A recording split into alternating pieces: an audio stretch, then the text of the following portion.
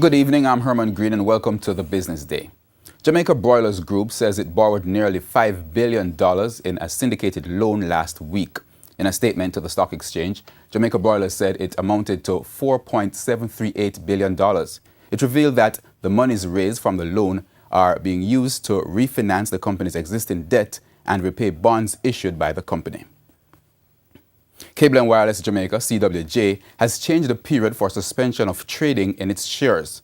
The current suspension of CWJ shares began on March 5 and was scheduled to end on March 22. CWJ passed a resolution last Friday to change the date from March 20 to facilitate the earlier execution of the block transfer of shares which accepting shareholders have agreed to sell to CWJ Cala Holdings.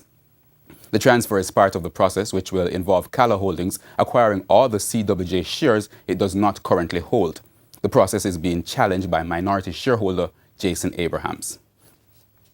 In today's trading session, the JSE index declined by 1,442 points to close at 294,272. The junior market index declined by 50 points to close at 2,951. The stocks registering gains included AMG Packaging and Paper, Caribbean Producers, Dolphin Cove, Honeybun, Pulse Investments, and Barita Investments. The losers were led by Seprod, Lasco Distributors, Epley 8.75%, Caribbean Cement, JMMB 7.5% preference shares, and Jamaica Stock Exchange. Now, oil prices fell today as signs of rising U.S. oil production weighed on prices. West Texas Intermediate WTI was down by 81 cents at $60.55, nearly $2 below last week's levels.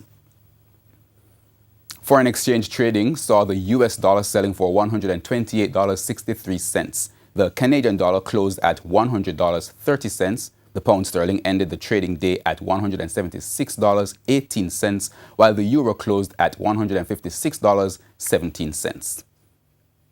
And that wraps up the Business Day. I'm Herman Green. Good evening.